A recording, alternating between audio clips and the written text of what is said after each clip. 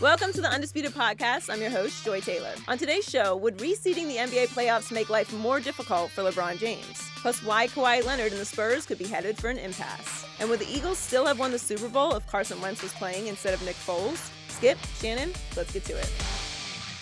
Let's get started with LeBron. The NBA changed the format on the All-Star game, and the playoffs could be next. Commissioner Adam Silver said he is weighing the idea of changing the postseason to see the teams 1 through 16 regardless of conference. LeBron was asked about that yesterday and was not a fan. Let's take a listen. It just changes the landscape of the history of the game. If you start messing with seedings and playoffs, then you start talking about, well, if this team would have played this Western Conference team, what he would have, so it's cool to mess around with an all-star game. We can, and we prove that you can do that, but let's not get too crazy about the playoffs. When you have Eastern Conference, you have Western Conference, and you have Eastern Conference champions. You have guys that win the championship from the Eastern Conference who wins the big dance, and then sometimes you have it from the West as well. I've been a part of the Eastern Conference my whole career, and we've been very, very competitive. There's been years where we weren't as good, but if I can think from once I got into the league, it's been us. I've done it 3 times. Detroit, Boston, Miami, did in 06. So it's like 7 championships out of 14 years. It's half, right? So what are we talking about? Shannon, do you agree with LeBron? I do agree. I don't really think this is a pressing issue for the NBA. It's not like currently, as we sit here, that the Western Conference has the 5 best teams. That's not the case.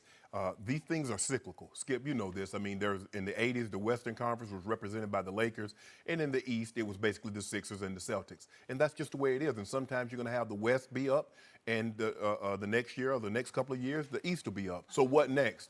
The winner of the NBA All-Star game get home court throughout? Is going to do it like baseball?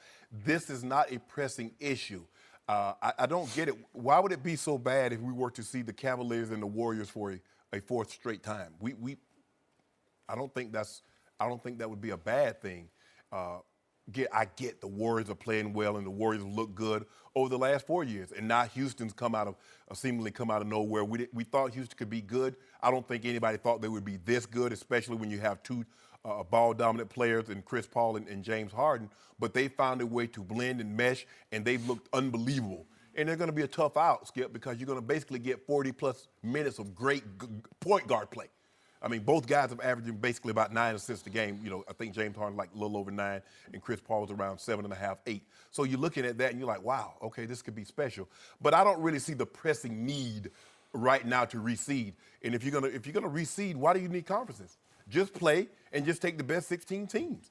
Why do we need an East and a West? I just think the thing is that we're getting a little carried away here. I don't want Adam Silver playing matchmaker. And I know everybody thinks the ideal or the dream matchup would be the Golden State Warriors against the Houston Rockets in the NBA Finals. But it just so happens, Skip, they both play in the West. And that's just the way it is. So deal with it. Because guess what? I know you don't want to see it happen, but you know what's going to happen. That'll go LeBron James going to be in the finals again, and you hate it. No, I don't hate it at all. So, are you finished? I'm done. Good, because it's my turn. So, are we going to speak real on this show or not? Big all the way 100. Are we going to cut to the chase or not? Are we going to get to the bottom line here or not? What is it? What's the bottom line? I'm going to call baloney on Shannon Sharpe and on LeBron James because let's get real. The reason LeBron is saying, hold on, wait a minute, don't reseed that's not his Eastern Conference pride talking. That's not cyclical pride talking. That is his legacy screaming, hold on, wait a second, don't take away my cakewalk path to another NBA Finals. That's all that's going on here because you know and I know that if, in fact, LeBron James is ever going to even threaten the legacy of one Michael Jeffrey Jordan, the only way he's going to do that is with a record number of finals appearances. He is about to, and I've already conceded this to you, he's about to play in his 8th finals, thanks to Dan Gilbert in the trade of the century at the trade deadline. You think that? I think that. I don't even care who comes out of the West. It's not really about the West. It's about the East, because the only argument you and your billions of blind witnesses out there will have in the end for LeBron James versus Michael Jordan is, oh, look what happened. LeBron played in 10 straight NBA Finals. And if LeBron, in fact, stays in Cleveland, which now we are starting to lean toward, he looks like he might stay, Yep. I'm going to give him this. I think he could play in 10 straight NBA Finals. Now, the Las Vegas odds are that he's going to wind up 3-8 in those finals. That's not very good. But 10 straight finals? That's pretty great. Man, ain't gonna be no 3-8. You crazy. Well, am I crazy? Yeah. Well, what if he runs into Golden State the next 2 times? What if Houston gets better and better? What if San Antonio ever gets back healthy and happy? What if we run over Golden State this year in the finals? You might, but I'm just saying the odds are you will not be favored against Golden. I just said the Vegas odds are you're going to wind up 3-8 if you play in 10 straight finals. So the point is that you could say, look, our man was in 10 straight finals, and Michael Jordan never played in more than 3 in a row, right? Correct. That's in large part because he had a forced sabbatical that cost him 2 straight championships, or he could have won 8 straight, and then Jerry Krause blew up the Bulls way ahead of schedule. So Michael Jordan probably should have won 10 straight championships, not 10 straight finals. He should have won 10 straight championships. What difference does it, hold on, Skip.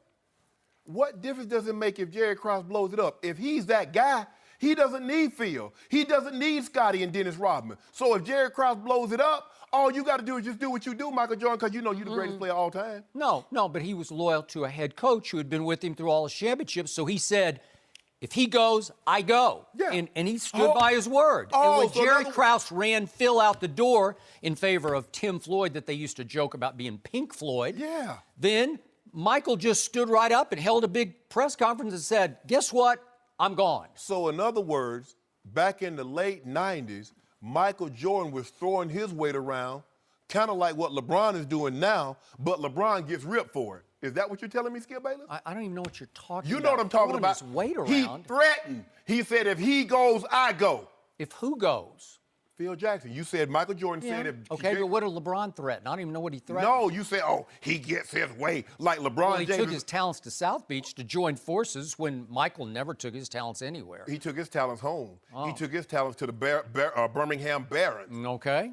Well, that was forced. That came from above, but that wasn't his doing. But It was his doing. It was his doing. Yeah, exactly. He was responsible for it. But okay, so back to this. So why has LeBron been able to make 8 straight finals? Well, in large part, it's because the East is in a long, dry cycle. Would you agree with that? Yeah. Okay. So the East has, year after year, for 8 straight years, been weaker than the West.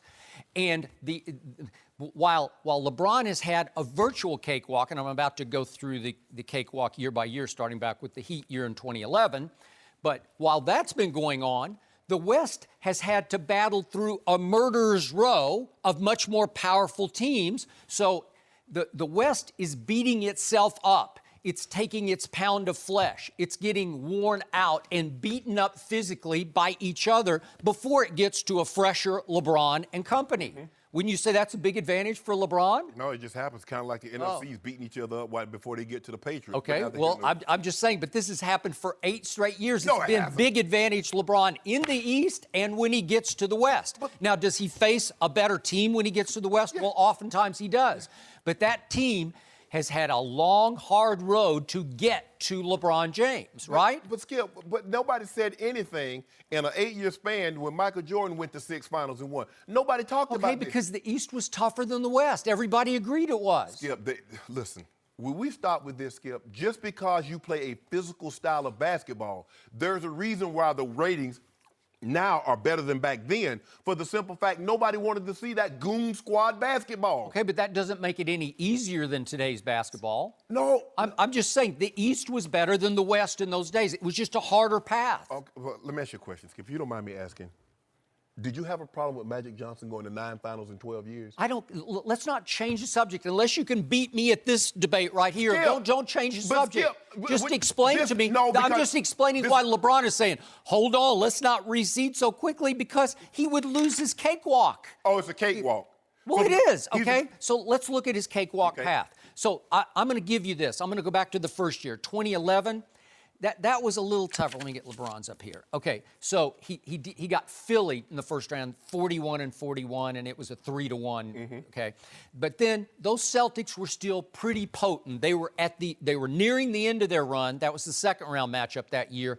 It was still 4-1 Heat. And remember, LeBron had joined forces with Dwayne and Chris Bosh and Pat Riley. Okay, and so it's 4-1, and then they get the Bulls. Now, that Bulls team was really good during the year. It was 62-20 with the MVP and Derrick Rose, but it was 4-1 in the Eastern Conference Finals. Yeah. So was it a great team? No, it wasn't a great team, but I'm going to give you it was a really good team. Okay. I'm going to give you those two, Boston and then the Bulls, really good. But again, the Heat, they were better than those teams. Wouldn't you agree? Weren't they better? Weren't they favored to win those series? No, actually, the Bulls were favored. They were not favored. But hold on.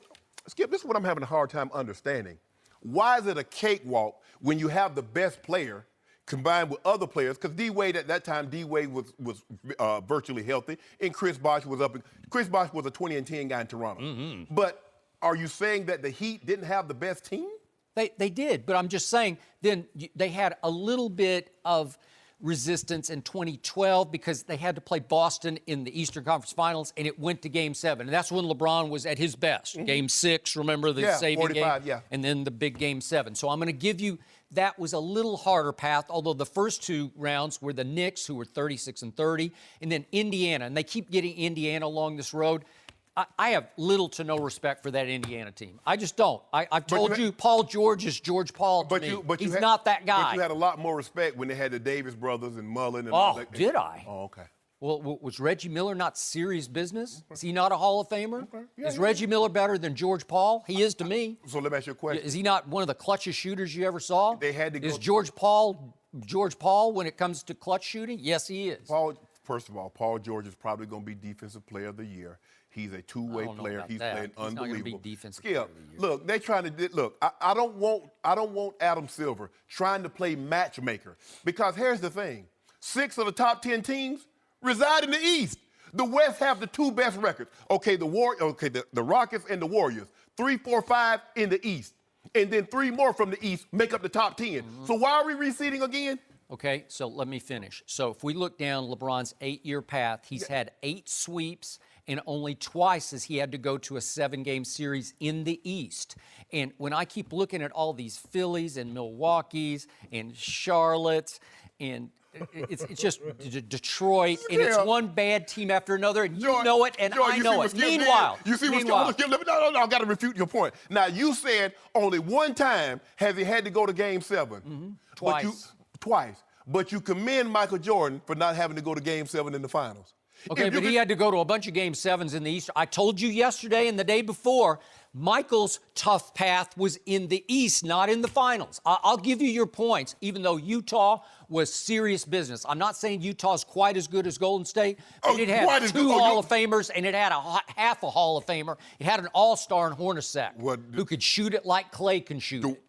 Don't do that, Skip. I'm going to do it again, because I know he can shoot it like Clay. The Warriors got 4. Hey. San Antonio had 4.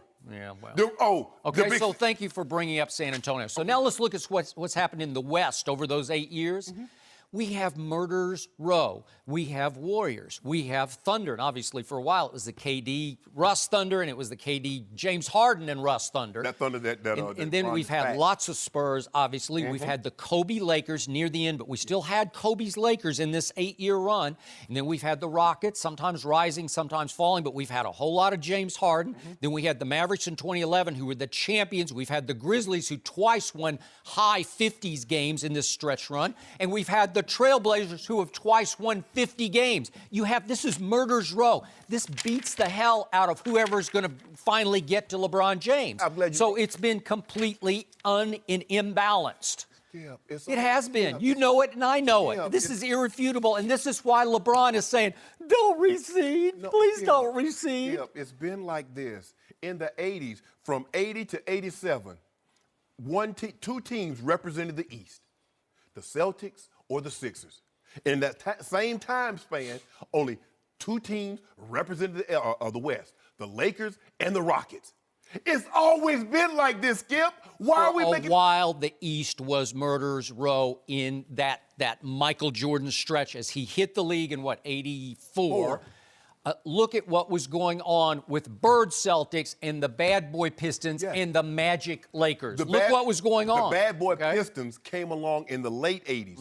But in the early 80s, from when Bird got into the league until 87, it was the Sixers or the Celtics in the East in the NBA Finals. And it was two teams in the West. It was the Rockets or the Lakers. Skip, it's always been like this. It's always been a balance. It's always been in balance like this. Now, all of a sudden, because LeBron is doing things that only the 60 Celtics have been able to do, go to this many continuous finals, it's people like you that got a problem with it. Now it's a cakewalk. Jordan didn't have a cake. Wait a second. Is it not a cakewalk in the East? No. Show me hard. Show me difficult. Show me murderer's row. Help me. Show me. I want to know, because I see cakewalk. No. Year after year, I see cakewalk. You're looking at... I gave you the early, if we go back to the Pierce, Garnett, Ray, Celtics, if we go back to 2011, 2012, I'll give you those, but that's it. I'm not even going to give you the Derrick Rose Bulls because I don't have that much respect for them. You do remember in 2009 and 2010, the Cavaliers had the best record, but didn't make the NBA Finals because they got knocked off along the way. You do remember that, right? Well, I do, because LeBron came up small in those series. But he did. Hold on, but was it a cake? So if he gets knocked off, he comes up small. He wins, it's a cakewalk. Now, you can't have it both ways, Skip. Well, but we're doing cyclical, and it's a long, dry spell in the East. But I'll give you, it didn't really start getting dry until 2011, when, right on schedule, LeBron had taken his talents to South Beach. And all of a sudden, it's big advantage LeBron in the East. And then he goes back. Skip, wherever he goes, he swings the pendulum of power. He does not. He stayed in the East the whole time. And Has he ever played in the West? No. Michael Jordan didn't play in the West either. Have the guts. Magic Johnson didn't play in the East. I know Michael didn't need to leave the East. That was much harder than the West because he was dominating. He was dominating the harder conference path. LeBron is dominating, Skip. He's dominating. He's dominating cake.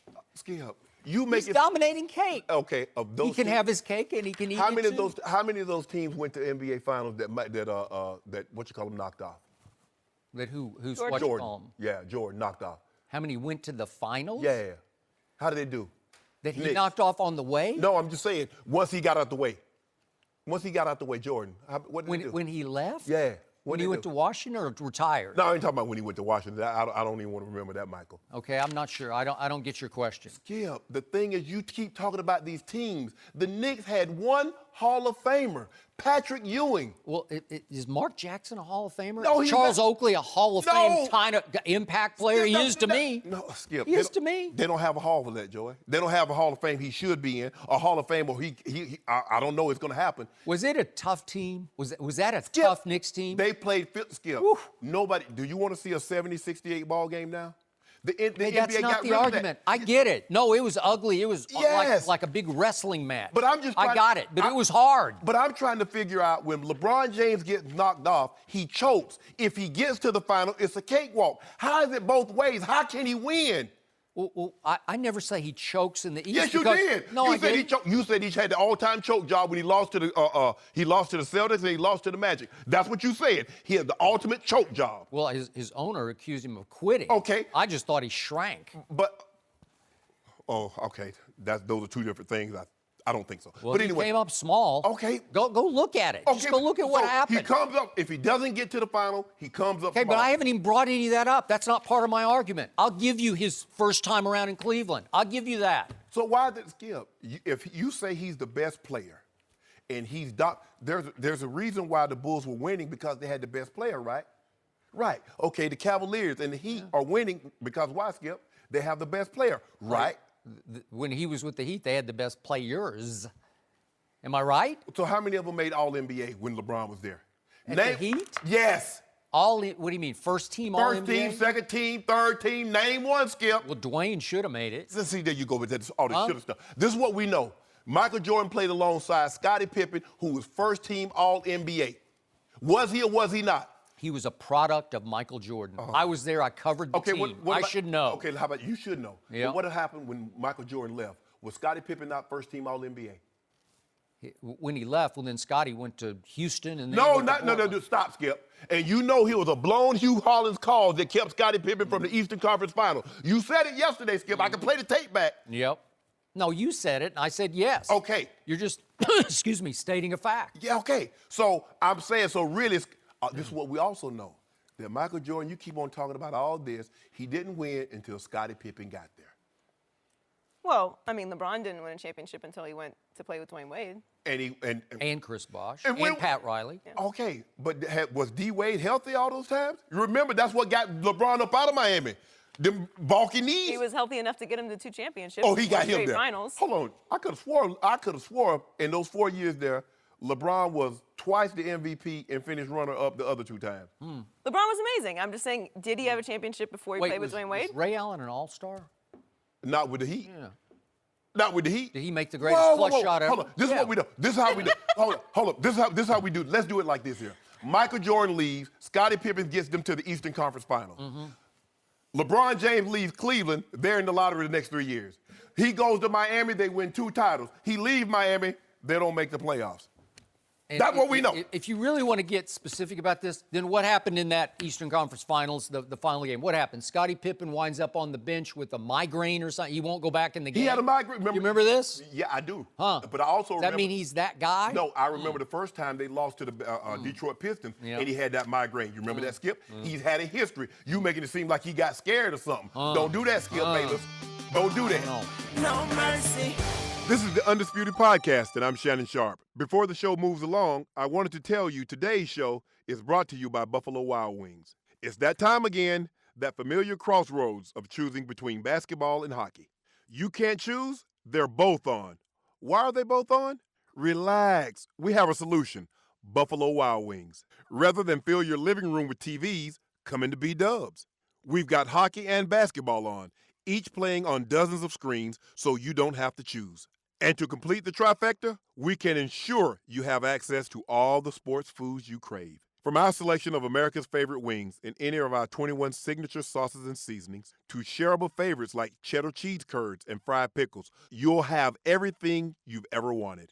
But wait, we also have a variety of beers to quench your thirst. All the basketball, all the hockey, all the food and beer you want, Buffalo Wild Wings. Wings, beer, sports. Please drink responsibly. Now back to the show. No mercy. Kawhi Leonard has already been medically cleared to return from his quad injury, but according to ESPN, he has opted not to return to the lineup. Kawhi has only played 9 games this season, but the Spurs are still a 3rd seed in the West. Yesterday, Greg Popovich talked about Kawhi's status. Let's take a listen. We only have X number of games left in the season, and he's still not ready to go. And, if by some chance he is, it's going to be pretty late into the season, and it's going to be a tough decision. How late you bring somebody back. So that's why I'm just trying to be honest and logical. I'll be surprised if he gets back this year. We're joined by FS1 NBA analyst Eddie House. Welcome back, Eddie. Good morning. Good morning. What's going on here? I think I read Adrian Wojnarowski's article, and he said that he's been medically cleared with right quad tendinopathy. So I'm not a doctor, so I never heard. I'm like, let me look that up, and it says it's a disease of the tendon. And so if that's the case, and Kawhi is sitting out, the only explanation that I could come up with is the team doctor steered him wrong. And that's why you go get a second opinion. If you don't trust your team doctor, then you go seek second and third opinions because you don't agree with what they said. If that's the case, they cleared him before. He came back and got injured again, re-hurt. So that, to me, signals that the team doctor cleared him. It re-injured. He figured out what it really is, went on his own to find out, and he just shut it down. And basically, I could understand that because he's a player who was going to be the pillar of your franchise, the future of your franchise for the next 10 years. And he felt, to me, from what I'm gathering, my information limited, from me, what I'm seeing is that he doesn't trust the organization. So he just say, man, I'm going to sit on down. Better to come back when I'm full healthy or go somewhere else and move on, then come back again and tear it up even more. And maybe when they cleared him to play, he's like, no, I'm not good to go. They cleared him. He tried it, and it got worse than what it was in the beginning, Skip. Something like I said, because it's hard for me to believe that Kawhi Leonard, as great as he is, will just sit out and there's nothing wrong with him physically. And I get it, sometimes mentally you have to get over that roadblock, Skip, of being injured and getting back. Tear an ACL or an Achilles injury, whatever the case may be. There's a period like, am I going to be that same guy? Am I going to still be able to do the things that I did before I got injured? I get all that. But I don't believe Kawhi Leonard is just sitting down like, ain't nothing wrong, man. I'm just going to sit this one on out. That doesn't strike me as a guy. But what it does strike me as, this is not going to end well. He has a very implosive personality, which means he doesn't say anything and he just lets it build. Skip. That's true. I would agree with that. He He internalizes everything until it blows inside him. And when it blows, and it gone. just blew. Yep. And Coach Popovich just blew. And I'm going to say it again. No story I have ever encountered in my lengthy career has torn me up the way this one has, because I don't know what he's feeling in his quadriceps tendon. Mm-hmm. There's a tendon that attaches at the knee that is somehow troubling him, he says. And externally, when he goes for the second opinion from doctor and trainer, they say, yeah, you have some issue in there, but no structural damage. There's nothing wrong with the knee or the hip, so no bone issues, no joint issues, just something in that tendon that continues to irritate to the point that he played a game and then he would wake up the next morning and it would be sore again. And his biggest break with the Spurs was not over their medical evaluation, it was over the rehab program that they set up for him. He didn't like it. And he said, the more I try to do what you tell me to do to make it better, the worse it gets. So he split with the Spurs over that. So now, after I talked to I've told you, I've talked to people in both camps, in Kawhi's camp and in the Spurs camp. And now it's time for me to pick a side, and I'm going to pick the Spurs side in this one. And again, I don't know what he's feeling, but I'm going to have to lean toward what I consider the best organization in sports and the number one organization for conservative treatment of injury. No organization in sports, even beyond what New England does in the NFL, will give a player a longer leash with an injury, more patience. The way they've treated Tim Duncan, David Robinson, Ginobili, Parker over the years, they have a restriction of nobody's going to play more than 30 minutes a night. And if you have the littlest injury, you're out for whatever you need, 2 weeks, 3 weeks, whatever you need. Let's get you right for the money games when the playoffs start. Correct. So they have gone way overboard for Kawhi all year long to get him right. And remember, he came back at one point, and then he said he had a shoulder issue. Remember this? Right. And they were like, what? Now he's got a shoulder. But you said you had one coming up. You were running on the treadmill. So maybe he did. But at some point, when you're making $19 million and you are the player of the franchise, you are the face of this new Spurs franchise. Absolutely. In the wake of Tim Duncan, and you are making $19 million and you have played 9 games, that's $2.1 million per game. Yeah, the owner and the GM are sitting back saying, what's going on? Because in the end, they have to trust their medical staff and their training staff who's saying, we clear him to play.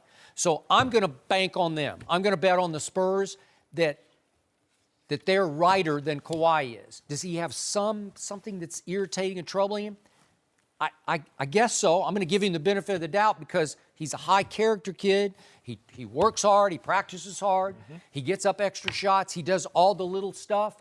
I get all that. But in the end, this is just too weird. And so when Coach Popovich yesterday, he basically set the bridge on fire. He threw up his hands and said, you know what? Hell with him. We got to go on now. You think he wants out? You think he wants to go somewhere to a bigger market, and this is a way of forcing his way out? It's starting to feel like that. He has one more year left on his contract after this one. But is he trying to force a trade? It smells like that to me. And again, his advisor now is his uncle. He doesn't have an agent. His uncle runs the show for him. It's tough to kind of gauge that, excuse me, because he doesn't say much. Right. You know, doesn't show a lot Agreed. of emotion. So it's hard to judge where he's coming from. We know Pop, and Pop has subliminal messages, and we could tell when Pop is upset or when he's just trying to mess with the media and things like that. But with Kawhi, as a player, yeah, he's getting paid $19 million. And if I'm the owner, let's get that right first, because this training staff could come and go. But that $19 million, No, I that agree. guy right there is rare. So we need to keep He him, is do whatever we very can. rare. So we have to listen to him. And as players, you have to listen to your body as well. You can't come back just because they're trying to say, oh, you all right now. You good. Man, no, I'm not. There's still something right here bothering me. So I'm a side with Kawhi on that reason, for that reason, because he doesn't strike me as a guy that's selfish. You know, and all the coaches staff, everybody, even the whole organization, a selfless guy. He's all about the team. Now all of a sudden, how is a guy that you saying selfless and all about the team, all of a sudden all about himself? I just don't see somebody that's able to flip-flop like that. And so for me, I think something's wrong with him, and he understands his body more than we do, and that medical staff. So Kawhi, just keep listening to his body. Okay, but put yourself in the owner's seat right now. Yeah. At what point do you say timeout? Is he really that hurt? Is he, like you say, you're siding with Kawhi right now, but at what point do you say timeout? After thinking about it 19 million times? Yeah. After thinking about it 19 million times, like, I'm not going to let him go out there and if he does want to force a trade, right? If he's not healthy, we don't listen to him, and we think that he want to force a trade. He goes out there, get hurt. Now what can you get for him?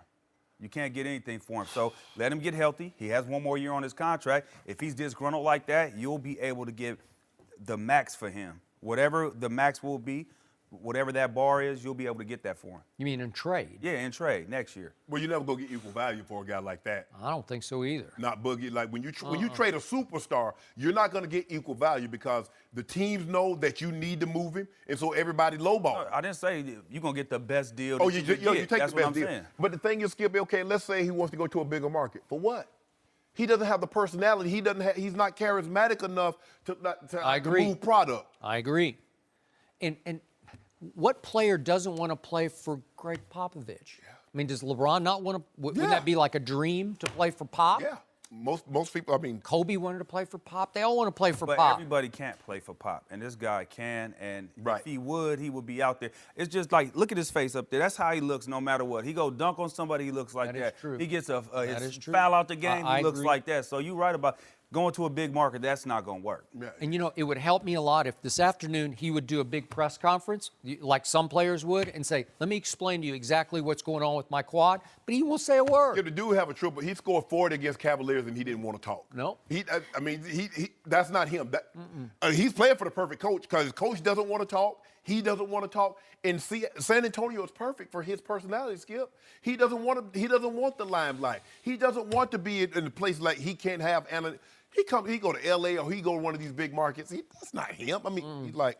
So you think if he was to come out and say, hey, this is at a press conference, I think that would cause more attention in the Spurs organization, because that's not how the Spurs handle things. No, That's but I not mean, how he handled but you it. could put the ball back in their court if you said, let me explain, and bring your doctor up, your independent doctor with you, and explain to the media exactly what's going on here. Then it would be like, your turn, Pop. And guess what? The Spurs are going to bring up their medical staff and say, well, that's just going to cause too much But tension I in know their what organization. Isaiah Thomas would have done in this situation. Oh, yeah. Well, seriously, We know am I right? IT would have did. Well, Okay. first of all, Skip, he'd have been out there playing even though he injured. Like right now, what he's doing, and hogging up, putting up shots. You know that's What you your mean? guy. That ain't my guy. No mercy. Sports Illustrated published a story this week about a culture of inappropriate sexual behavior within the Mavericks organization. Multiple women accused the former CEO of inappropriate contact and verbal harassment, and former Mavs.com reporter Earl Snead was kept on the staff after 2 domestic violence incidents. Yesterday, Mark Cuban took responsibility for keeping Snead. Cuban said, I want to be clear, I'm not putting the blame on anybody else. It came down to my final decision that I made. It was bad, but we made a mistake about the whole thing and didn't pursue what happened with the police after the fact. So we got it mostly from Earl's perspective, and because we didn't dig in with the details, and obviously it was a horrible mistake in hindsight, we kind of, I don't want to say took his word for it, but we didn't see all the gruesome details until just recently. I didn't read the police report on that until just Tuesday, and that was a huge mistake, obviously. Shannon, how much of this falls on Cuban? Well, Earl Snead is most responsible for his behavior, but the aftermath, the after effect, is all Mark Cuban. Skip, I watch him on Shark Tank, and when these people come on that show and asking him for money, he's asking every single question. How long have you been in business? What do you need the money for? How many employees do you have? He's asking all that. You know why? Because he wants to know. So now this incident come up, he didn't ask no questions. None, zero. Okay, this first incident happened in 2010, 2011. Then the second time around in This is the reporter for the Mavericks website. Yes. Yep. First of all, Sports Illustrated might need to get out of the sports business and go into like New York Times because they keep breaking all these stories. They got the one in Charlotte with the owner, Mr. Richardson. They've always been good at investigative reporting. They've been doing a lot of this lately, Skip. And in 2014, Skip, Mark Cuban, did he not see what almost shook that shook the very foundation of the NFL? Those domestic violence with the Ray Rice and the Greg Hardy and the Adrian Peterson. Did he not see that? Did he not learn anything from that? Clearly he did not. And Skip, they asked him, he said in hindsight is a perfect science because you have the knowledge of knowing what has happened and how you handle it. They asked him, he said, in hindsight, I would probably do it different. Not I would definitely do it differently. Yep. I would probably. After you knew, Skip, I can assure you, if the popo rolled up here and rolled me off the Fox lot, my boss is gonna wanna know why the police came and got me, why they wouldn't let me turn myself in, or why didn't they pick me up immediately? Why would they come to my job and you didn't ask no questions? So that's normal? Is that what happens in the Mavericks organization? So police just roll up on people and roll them up out of there. And he didn't ask any question. And they're talking about, well, I didn't read the report until a few days ago. Really? Well, I'm not going to say we took his word for it, but we took his word for it. So, Mark Cuban. Skip, if he was over a corporation of, say, 20,000 or 30,000 people, maybe I would give him you're not going to know what's going on in the mailroom. But in the Mavericks, the day-to-day operation that you oversee and you know everything was going on, for Mark Cuban to say he had no idea, that's a lie. He's being disingenuous, Skip. I don't believe Mark Cuban Agreed. is telling the truth. He knew, but he didn't. It's simple. If you don't want answers, you don't ask questions. And he didn't want those answers because he asked no questions. And maybe he did and we don't know. Skip, but he had to know. But Adam Silver, now, he's a no-nonsense type of guy. You got that right. He moved this bill that they had in Charlotte, in North Carolina. He says, okay, y'all want to discriminate? We're going to take this all-star game. And guess what happens, Skip? It's going back to Charlotte. Guess why? Because they're going to stop this foolishness.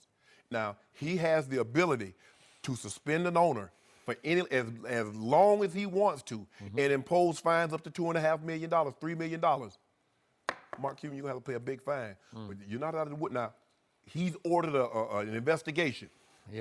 But maybe the state of Texas, maybe they're going to investigate this. You're in a heap of trouble. You think that tanking fine, that $600,000 you got, that's going to be pale in comparison with what Adam Silver about to do to you. And they can take draft picks. Boom. Bingo. That's where I hope this is headed, because this is so out of bounds. And Mark Cuban should be held 1,000% responsible for owning and operating a basketball franchise that became a quote-unquote Shark Tank for women when it came to sexual harassment and domestic violence. He oversaw that franchise. And again, it wasn't Mark's personal behavior. He did not engage, to my knowledge, in any sexual harassment. Or you really have a situation on So your hands. we don't have a Donald Sterling situation. That was Adam Silver's first act as commissioner. He basically forced Donald Sterling to sell the Los Angeles Clippers. Or reported Jerry Richardson situation, Mr. Richardson down in the Panthers. And there you go. But there has to be a severe punishment levied by Adam Silver here to send a message that this sort of organization and behavior will not be tolerated in this league. I hope he would take not maybe this year's draft pick, but the 2019 first-round pick. This one. This one? All right, Skip, well, that's a lot, because it's going to be a good one. But you got to send a message. Because for Mark Cuban to say I didn't know anything about this, he knew because you talked to the guy. And who does that? You just take one side of this story. You could have easily, just like that lady called and got the police report about what happened with that kicker in the Giants, Brown. Yeah. The NFL could have done that. Mark Cuban, if he wanted answers, he don't take anybody's word so for it. let's go back to his president and CEO for the first 15 years he owned the Dallas Mavericks, Terdema Ussery, who he inherited from the previous regime. But Terdema Ussery, for those who don't know, African-American, one of the highest ranking and highest respected outside of Dallas executives in the NBA, in a league, obviously, that is dominated by black players.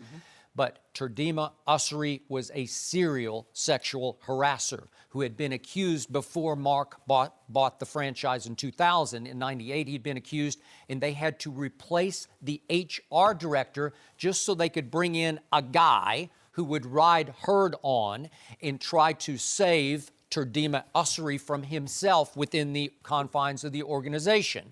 So you tell me, is Mark Cuban not a smart guy? Is he not a plugged-in guy? Absolutely. And I look, I know he's like a super fan who travels with the team, so he can make the case, I didn't spend much time around those offices, but he spent enough time, and his ears are open enough. He heard the stories. He had to know what was going on with his CEO and president. But meanwhile, the CEO and president is helping raise the funds, the public funds, with which American Airlines Arena was built. Yeah. So he was doing a great job. He was making lots of money for Mark Cuban. And meanwhile, Sports Illustrated has interviewed 12 women who give detailed, gory detail accounts of his behavior within the confines of the organization, in which they all feared for their sexual harassment lives, just going to work. They feared for having to sit at their desk with him operating. Well, the ladies, there's one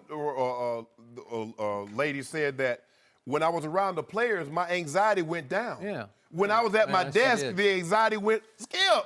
Okay, so Cuban is presiding. He's described in many magazine articles as Mark Cuban's right-hand man. Yeah. And then now we come to the Earl Snead issue. And Mark Cuban said yesterday, if I read this right, that after he got arrested and charged back in, as you said, 2011, Mark Cuban said that when it came to the second time around, he said, the way I looked again, in hindsight, this was a mistake, but I didn't want to just fire him because then he would go out there and get hired again and do it somewhere else. What? Hold on, What? Hold on, Skip. What was he doing? He I thought you didn't know. beat up a woman. Exactly. So you believe that he was doing that, but you would have... So he beat up one woman, and then he was allowed to keep his job and wound up dating and then living with A coworker. a coworker. So someone within the confines of the organization then gets hit in the face by Earl Snead, and she goes to HR, and HR says, it's too bad. It's just too bad. And he kept his job. And he said, well, she wasn't a coworker, she was my girlfriend. Well, Dum-dum. yeah. You could have a girlfriend that works at the same place you do, and you're co-workers at work. And then when you go home, she's your girlfriend or whatever whatever y'all choose to call each other. And Mark Cuban presided over all this. And he goes through all these details. And he was so quick to talk about how the NFL handled the situation wrong. They should have known. You should have asked all these questions. And I watch him on Shark Tank, Skip, and he just asked. I mean, he's grilling away. Sure. And because of that, I'm out. But now he ain't want to ask no questions.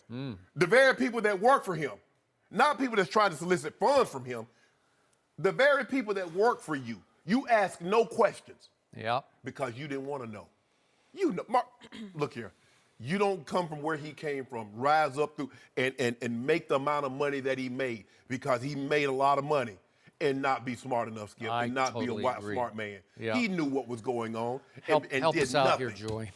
Well, I mean, I think it's easy to say that this isn't surprising considering the climate that we're in with everything that's happened with the Me Too movement. At this point, if you're shocked at the widespread nature of it, you're not paying attention. But the thing that stuck out the most to me was what you said, the staffer that said she felt more comfortable in the locker room than out of the locker room. Because we've heard that saying, locker room talk, thrown around a lot. And to me, anyone who thinks that that is what goes on in the locker room today has never played professional sports or has actually spent time around professional athletes, because we know what it used to be like for reporters and women in locker rooms.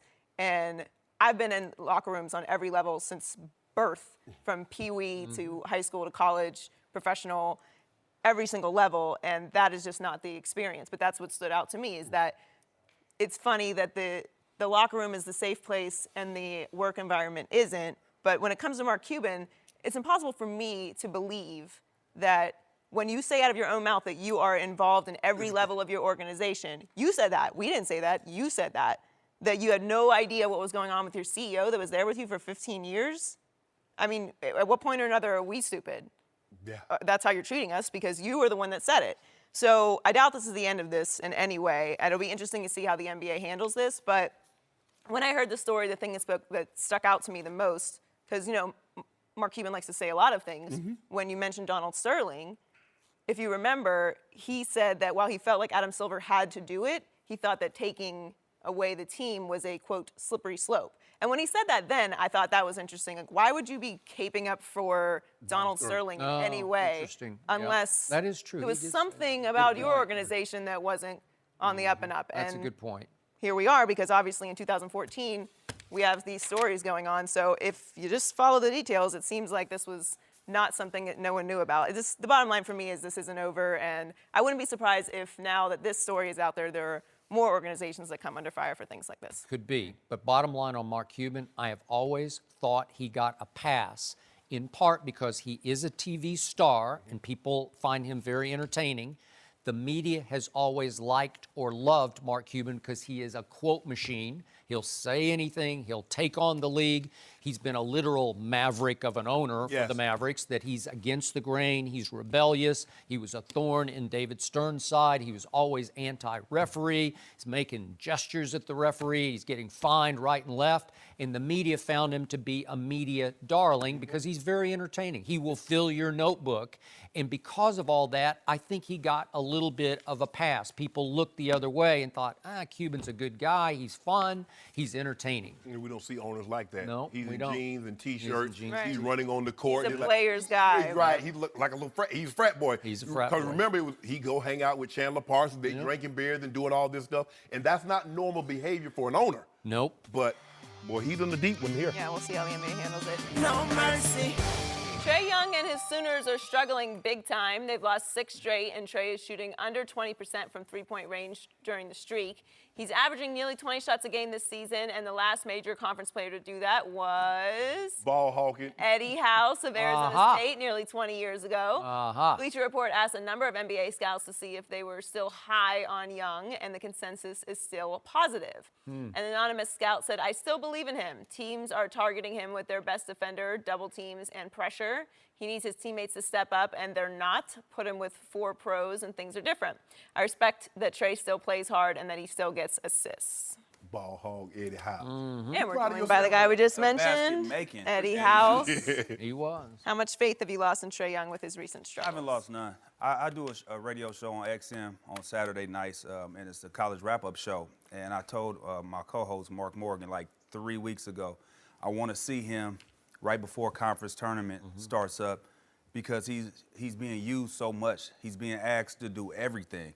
He's not only bringing the ball up, having to go through double teams, taking shots, making plays, but then on the other end, that's how they attacked him early on. They didn't know how to guard him at first, so what they did was put him in a lot of pick and rolls and made him chase guys off pin down, and that was the way they wanted to wear him down. So I want to see, is he going to be able to sustain this?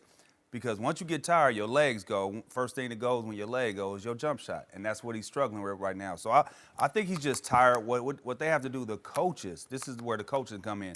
They have to watch film, and they have to understand that these teams aren't throwing new defenses at him. It's only one way to guard it's only a few ways to guard the pick and roll. They're going to trap him, or they're going to hard show. They're not going to go under on him. There's only they're going to pick him up full court, run and jump. So these are all defenses that everybody's seen. These coaches have to show him these are how they're going to attack you. And the other team's been doing a good job of mixing it up on him. They don't give him a steady diet. Right. They'll pick him up 94 feet. The next time they'll trap him on the pick and roll. Next time it'll be a hard show. And he just needs some help, man. I like his game a lot, and it translates to the NBA because this is the way the NBA is going now with these type of players. So I like what he's doing. His teammates need to step up, and so do his coaching staff. Yeah, I haven't lost any faith in him either. I just think the thing is that they ask him to do an awful lot.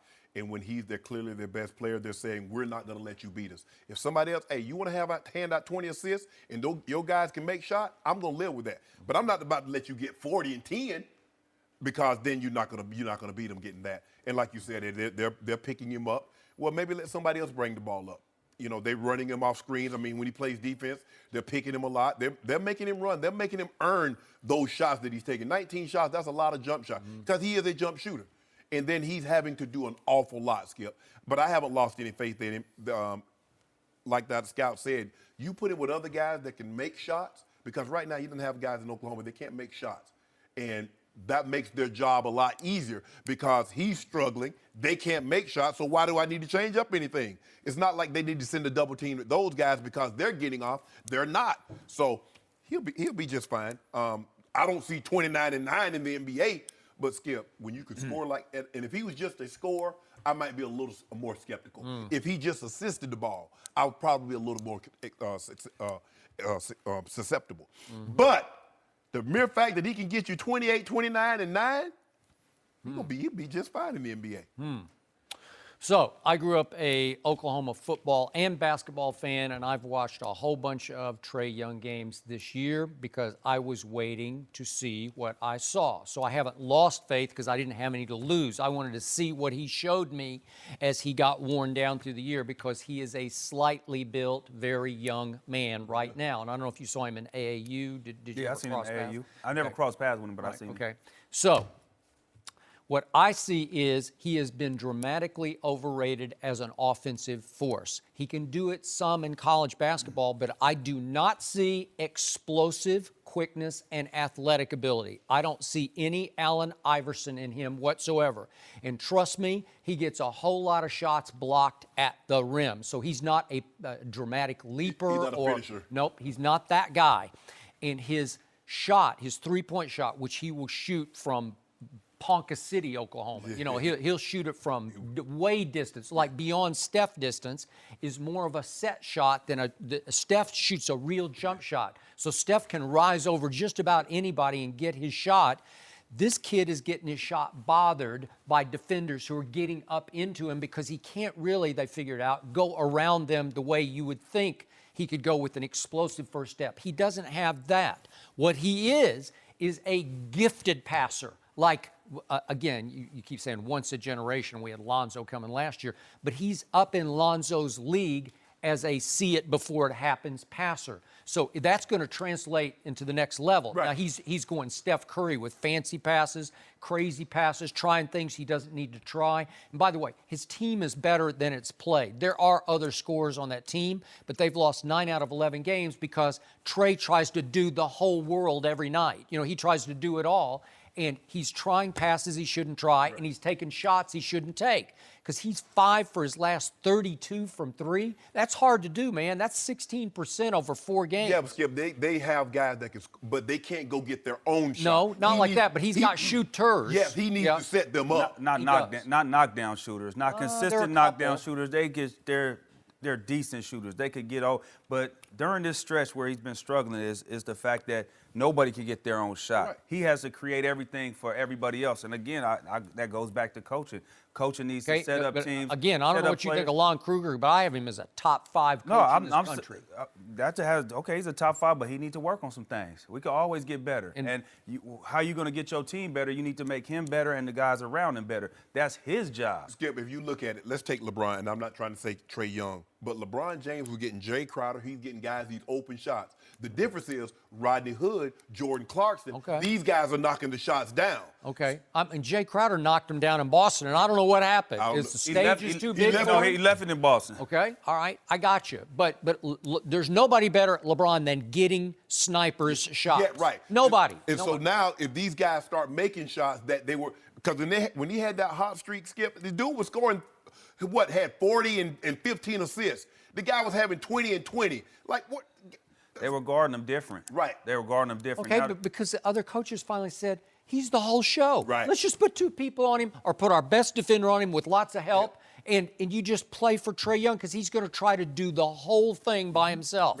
And he can't. He's not explosively talented offensively. If that's what you think you're going to get, then you're looking for Jim or Fredette here. No, no, he's way better than Jim or Fredette. No, I got it. But he's being overrated the way Jimmer was offensively. But the whole package, the passing part, like Jimmer couldn't pass it to himself, but this kid can really pass it. And the thing is, Skip, if you think about it, Kyrie and Isaiah Thomas weren't leapers, but they can finish at the rim with the best of them. So and that's the thing. I mean, some guys, great leapers, they can finish. You expect them to finish over the top. And then I'm going to throw one last point in this, and it's going to count at the next level. I don't see him defend anybody. I'm sorry. He doesn't really care. I mean, yet. He's been struggling defensively, and that's how they attacked him early on, was a go at him, get him tired. But anytime you lead the nation in points and assists, this has never been done before. No. You got to tip your cap off to the guy, and he doesn't have a team like that over there. I know how hard it is to be the only cat on the squad and have to take all the shots and all the focus. You weren't mad about that. No, I wasn't. I went and got 61 on him. You feel me? We'll leave it there. Eddie, thank you for joining. No mercy. Hey guys, it's Joy. Before the show moves along, I wanted to tell you about an exciting new project here at Fox. Fox Sports Films is excited to present the second film in the magnified documentary series Shot in the Dark. The film is executive produced by Dwayne Wade and Chance the Rapper and set against their hometown of Chicago. It's hailed as a New York Times Critics' Pick. The documentary follows Orr Academy's high school basketball team, and it stars Taekwon Greer and Marquise Pryor as they aspire for greatness under inspirational head coach Lou Adams, while facing the hardships off the court that threaten to claim their future. So check out Shot in the Dark this Saturday on Fox following the Villanova versus Creighton basketball game. Now let's get back to more Undisputed. No mercy. Carson Wentz was on the sidelines when Nick Foles led the Eagles to a Super Bowl title and was named MVP. Wentz was a candidate for the regular season MVP before tearing his ACL in December. Yesterday, Doug Peterson said a healthy Wentz would have led the Eagles to a title just like Foles did. Let's take a listen. Listen, Carson Wentz was the MVP talk, of the league last year. And I truly believe if he's healthy, and I still feel strongly that we're probably in the Super Bowl and win the Super Bowl with Carson Wentz, and he's the MVP. I mean, I just think that's just the way he played last year, and he's a big reason. He's not the only reason, but he's a big reason why we were, I believe, 11-2 at the time, playing the Rams and won the NFC East, and it's for me, being a former quarterback, to have 2 guys really 3 guys. I mean, throw Nate in there, but you're talking about Nick and Carson, who you just don't bat an eye with either one of these guys. The way they prepare, the way they study, their demeanor on the field, their leadership styles. I mean, it's just it's a blessing to have 2 veteran guys like that, and now have an MVP, a Super Bowl MVP as your backup. We're joined by Fox NFL analyst Mark Schlereth. Welcome, Stink. Thank you. Do you agree with Peterson? I do agree with Peterson. Carson Wentz was phenomenal all season long. I got to call one of his games. From not only just from his skill set, but his good impersonation on TV. Oh my goodness! Oh my goodness! You heard it. He called his game, Skip. Yeah, and not only that, but the leadership. Like we always talk about leadership, and it's a really hard thing to put your finger on. But when guys love a dude, right? Like we played with John Elway, the Duke. You love the Duke, right? Yep. He's a guy that, one, is completely committed to the team, will sacrifice for the team. He'll never put himself ahead of the team, and his guys rally around him. They love him. And it was so evident when you're out there on the field during warm-ups, talking to Carson, talking to Nick Foles, talking to Doug Peterson, to Frank Reich, the way they felt about Carson, the way this team felt, talking to the offensive linemen, the way they loved Carson. There's no question. The unquestioned leader of the Philadelphia Eagles is Carson Wentz. And, when he got hurt in that Rams game, I believe 33 touchdowns versus, 7 picks? 7, that's it. I think he would have been the MVP. I think he would have been the MVP of the league. And I'm 100% with Doug Peterson. The only thing, and I thought their roster was better than New England's. I was like, I'm just not going to bet against Tom Brady and the New England Patriots and Bill Belichick. But I don't think that it would have changed the way that Doug Peterson called the game. I don't think all of a sudden, I don't think it was just because, Nick Foles is playing quarterback, so let me throw caution to the wind, and I got nothing to lose because I'm playing with a backup quarterback. He made those decisions on fourth down all year long. He did. That's his calling card. And so, I've always said the one of the hardest things about beating the Patriots is they're so sound, but it's getting over the mystique of Bill Belichick and Tom Brady. And being who you are. And Doug Peterson was true to who he was as a coach and the way he called games throughout the entirety of the season. If you go watch every game, man, that's who he was. Err on the side of aggressiveness, even if it ends up costing me a game, that's what I'm going to do. Go ahead, Skip. I don't want to add nothing right now. So what did it tell either of you two former Denver Broncos that the backup quarterback came in and played at an even higher level than the quote-unquote MVP Carson Wentz? What does that tell you? He took it up a whole nother level, and I know what my eyes told me. Number one, that your MVP argument for Carson Wentz got completely discounted and discredited because the quote-unquote backup quarterback that you have little to no respect for came in and played the 2 back-to-back greatest quarterback playoff games I've ever seen. Championship game, Super Bowl. Mm-hmm. It's just hard to argue with the numbers he put up because they're staggering. No. And he not only torched the number 1 ranked defense in Minnesota in the championship game, he outplayed the greatest quarterback ever on a stage that quarterback has owned, Tom Brady, in a shootout. A 41-33 shootout, and you put up 41 on Bill Belichick's defense, and you're telling me that Carson Wentz could have done that? Yeah. Again, we'll never know, but my eyes would tell me that Nick Foles is playing with a more veteran poise and veteran accuracy than I have seen Carson Wentz display so far. In his sophomore year, once the game started to really count, once the playoffs came, I don't think he could have played at the level Nick Foles played. I had the utmost confidence in him. Well, yeah, you did. And Doug Peterson has been aggressive all year, and he said he thinks what served him well in the Super Bowl was his aggressive play calling. But he's been aggressive all year. And what normally happens, the reason why Tom Brady wasn't able to win, he didn't do anything dumb. Pete Carroll. Yeah, like run so the ball. Now we're going back to 2014? That's all you got? I'm just saying the mystique is that when you do dumb things, like throw the ball on the 1 yard line. Can you imagine us in the Super Bowl? We got TD. No. If that first Super Bowl against the Packers, we were going to run the ball 4 times probably. Well, what if during the regular season, TD had tried 5 times from the 1 yard line and been stopped 4 times? Then what would the coach do? We would have fired a couple of our offensive linemen and switched them out. Exactly. Well, that's what had happened to Marshawn Lynch during that regular season. But it didn't happen against that team.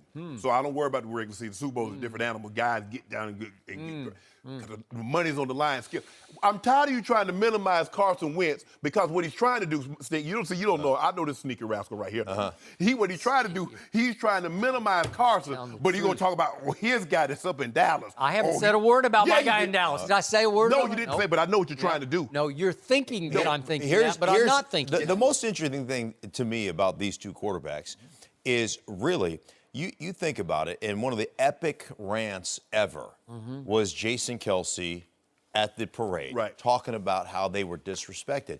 But the most amazing thing about that rant, he went through that whole organization.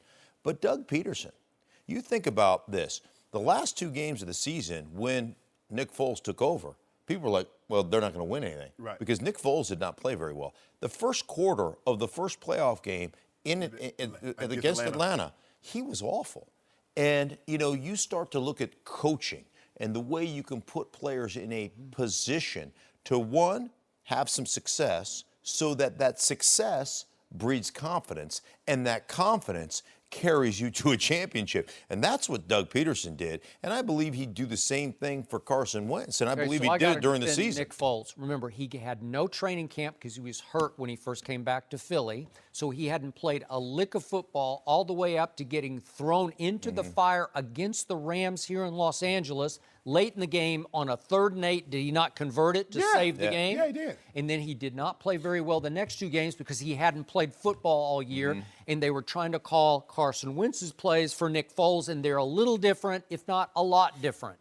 But within the confines of the same system with Doug Peterson's play calling, and I think maybe he should be MVP because this was his breakout year as a play caller for both guys. Right. Because they became interchangeable parts within the same system. Am I right?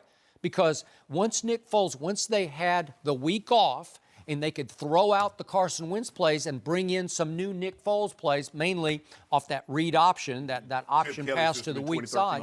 Yeah, it's the 27 touchdowns to 2 interceptions year that Nick Foles had under Chip Kelly. They brought those plays back, and then what? Yeah, they were a little shaky in the first quarter, but they weren't so shaky in quarter 2, 3, and 4, and they knocked off favored Atlanta. Right. Then they torched Minnesota. Right. Then he outduels Tom Brady. He was just getting better and better, but it's some of the first football he'd played all year. So you got to give him a little pass because those 2 games under fire, under pressure, do you really think Carson Wentz could have had that kind of poise against those defenses? I don't. Coach Belichick was going to try to ruin your GOAT argument because he was going to try and win a Super Bowl with Jimmy G. Okay, well, that's what he wanted. That's fine. And he tried to win, he tried to repolish his genius label by not playing Malcolm Butler, right? Skip. Well, didn't he say, watch what I do with the cornerback that I stole from the Philadelphia Eagles? Tom Brady lost that game. Yeah.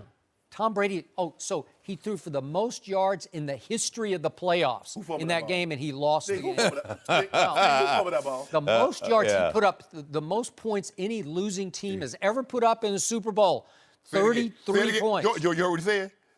Yeah. The losing team? Oh, so it was all his fault, right?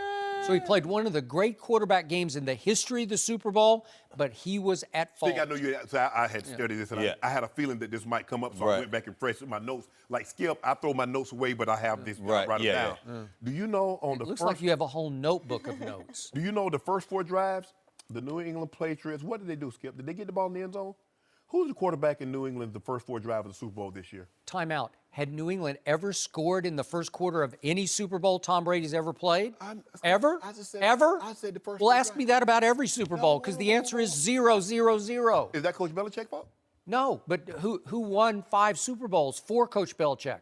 That guy Coach did. Belichick won Super Bowl for Tom Brady. No. He was the guy who, in all 5 Super Bowls, he pulled off game-winning fourth quarter drives. No. Yes. It was the foot of Vinatieri in the first 2. Oh, so he didn't have to set up then? Oh, I get it. You see.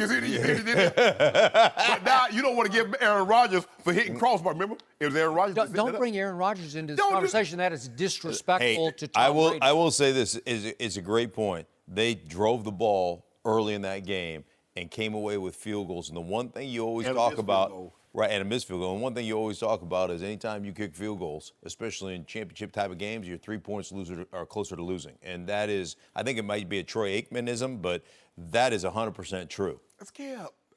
Why? Get over it, Skip. No, you're going to have to get over the fact you have a big problem named Nick Foles next year. And I pity Carson Wentz next year because he has a Nick Foles problem. You're going to be sad. You're going to be sad again. It's very hard to keep track. I know. Alabama, the Eagles, and O'Brien.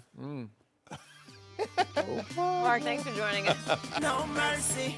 Thanks for listening to the Undisputed Podcast. I'm Joy Taylor. We're back at the same time tomorrow morning, 9:30 Eastern. We'll see you then. Fox Sports 1 of 1.